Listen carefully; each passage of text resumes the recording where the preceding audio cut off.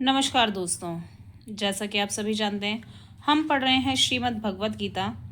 आज हम पढ़ेंगे श्रीमद् भगवत गीता का 11वां अध्याय।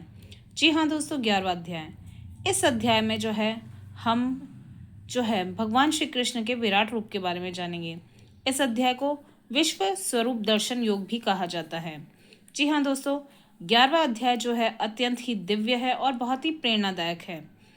इसमें भगवान श्री कृष्ण अर्जुन को अपने विराट विश्व स्वरूप को दिखाते हैं। और जैसा कि उन्होंने अपने 10वें अध्याय में क्या विभूति योग के बारे में बताया था, तो श्री कृष्ण ने अपनी दिव्य विभूतियों का वहां पर वर्णन किया था। उन्हें सुनकर अर्जुन को विश्वास हो और भी पक्का हो जाता है और भी दृढ़ हो जाता है कि अर्जुन की इच्छा हुई है कि वह भगवान श्री कृष्ण के विराट स्वरूप को स्वयं देखें, जिससे उस संपूर्ण सृष्टि संचालित होती है। उन्होंने के अंदर बहुत ही जिज्ञासा उत्पन्न हो गई कि उनको भगवान श्री कृष्ण का विराट रूप देखने की। अर्जुन कहते हैं कि आपकी कृपा से मेरा मोह दूर हो गया है। अब मैं आपके उस दिव्य विश्व रूप का दर्शन करना चाहता हूँ कि आपने जो मेरे पे कृपा करी है, उसके कारण मेरे मन में जो भी मोह वगैरह था वो दूर हो चुका है। और अब मैं आपके जो आपका विराट स्वरूप है, विश्व रूप है, मैं उसके दर्शन करना चाहता हूँ। और प्रभु, अगर आप मुझे इस योग्य समझते हैं कि आप मुझे अपने अविनाशी, अपना जो विशाल स्वरूप है उसको दिखाने लायक, अगर आप मुझे इस लायक समझते हैं, तो आप कृपया करके मुझे अपने इस विराट स्वरूप का दर्शन जरूर दें। क्योंकि भगवान का जो वास्तविक स्वरूप है वो उनकी कृपा के बिना नहीं देखा जा सकता है। तो कृपया करके भगवान, आप मुझको अपना विराट स्वरूप दिखाने की कृपा करें। यहाँ पर भगवान श्री कृष्ण अर्जुन से कहते हैं कि मेरा जो दिव्य रूप है वो इतना शक्तिशाली है कि तुम उसे सामान्य आंखों से बिल्कुल देख नहीं पाओगे। तो श्री कृष्ण कहते हैं कि सामान्य आंखों से उनका विश्व स्वरूप नहीं देखा जा सकता है। इसलिए वो अर्जुन को दिव्य चक्षु यानी दिव्य दृष्टि प्रदान करते हैं, जिससे कि अर्जुन भगवान के विराट स्वरूप को देख सके। तुम मुझे इन साधारण नेत्रों से नहीं देख पाओगे, क्योंकि मैं तुम्हें दिव्य दृष्टि देता हूँ। और अब मेरे ऐश्वर्य युक्त योग को देखो कि अब जो मेरी छवि है, दिव्य दृष्टि मैं तुम्हें दे रहा हूँ, जिससे कि तुम मेरी छवि है, जो मेरी दिव्य रूप है, उसको तुम इस दृष्टि की सहायता से आसानी पूर्वक देख सकोगे। तो यहाँ पर संजय धृतराष्ट्र को बताते हैं कि भगवान श्री कृष्ण ने अर्जुन को अपना अनंत तेजमय विराट रूप के दर्शन दिए हैं। उस रूप में असंख्य मुख, नेत्र और भुजाएं थी। सभी देवता, ऋषि और लोग उसमें दिखाई दे रहे थे। संपूर्ण ब्रह्मांड उसी के रूप में समाया हुआ था। उसका तेज हजारों सूर्य के एक साथ उदित होने जैसा था कि वो इतना प्रकाशमय और इतना ही विचित्र अद्भुत था कि यानी देखने लायक था। ऐसा लग रहा था कि जो हजारों सूर्य हैं एक साथ उदय हो चुके हैं, जिनका कि इतना प्रकाश फैला हुआ है।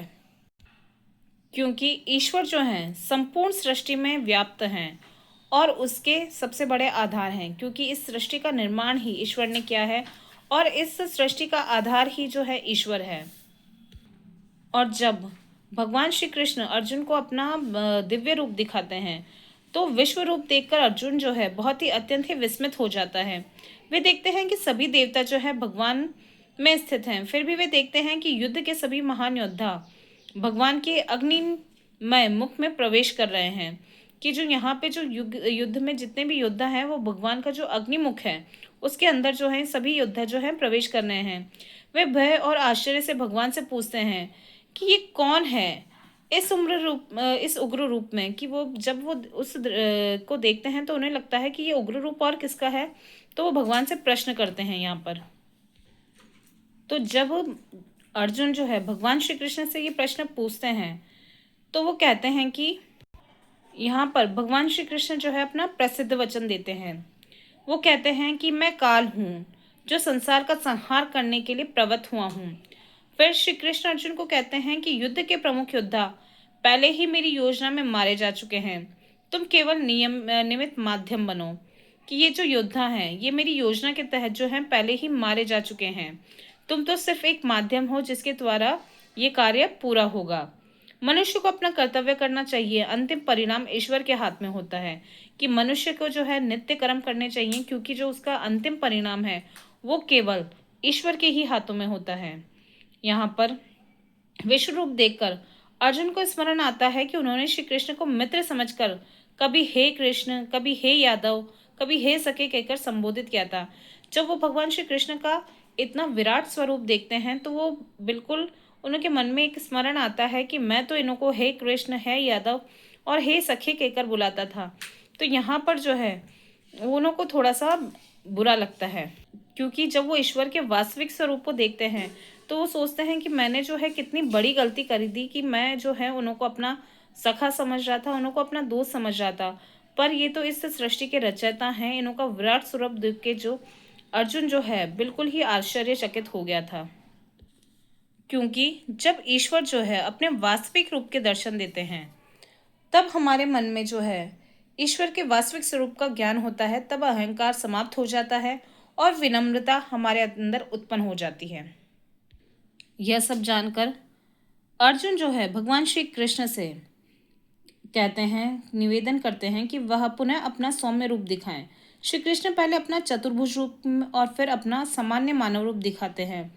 अर्जुन का भय दूर हो जाता है और अंत में भगवान बताते हैं कि उनका वास्तविक दर्शन केवल अनन्य भक्ति से ही संभव है। मतलब कि समान व्यक्ति जो है भगवान के इस दर्शन को नहीं कर सकता है, जो उनका बहुत ही अत्यंत प्रिय है, या फिर कुछ ही ऐसे लोग हैं जिन्होंने जो है भगवान के इस विराट स्वरूप के दर्शन करे हैं।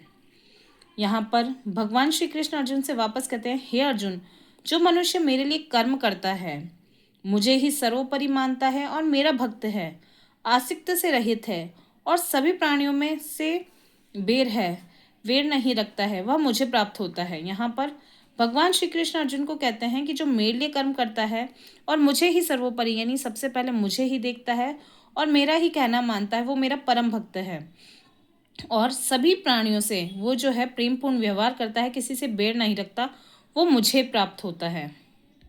यहाँ पर भगवान श्री कृष्ण जो है अर्जुन को कहते हैं कि भगवान संपूर्ण ब्रह्मांड के आधार और स्वामी हैं। ईश्वर का वास्तविक स्वरूप उनकी कृपा से ही जाना जा सकता है। मनुष्य केवल कर्म करने का अधिकारी है, परिणाम ईश्वर के अधीन है। अहंकार छोड़कर विनम्रता अपनानी चाहिए। अनन्य भक्ति ही भगवान की प्राप्ति का सर्वोच्च मार्ग है।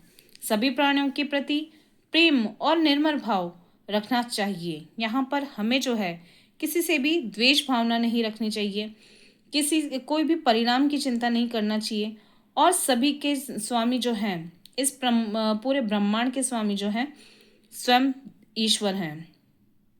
और यहाँ पर जो है हमें ईश्वर की भक्ति जो है उनके मार्ग को ही चुनना चाहिए। विश्व रूप दर्शन योग में हम सीखते हैं कि भगवान श्री कृष्ण केवल एक मानव रूप में सीमित नहीं हैं, बल्कि वे संपूर्ण सृष्टि के मूल आधार हैं, पालनकर्ता और नियंता है। अर्जुन के विश्व रूप दर्शन से यह स्पष्ट हो जाता है कि ईश्वर सर्वव्यापी है और मनुष्य का सर्वोच्च कर्तव्य श्रद्धा, निष्काम कर्म और अनन्य भक्ति के साथ जीवन जीना है। इसी के साथ ही दोस्तों आज का जो हमारा 11वां अध्याय है समाप्त होता है। आप सभी का धन्यवाद।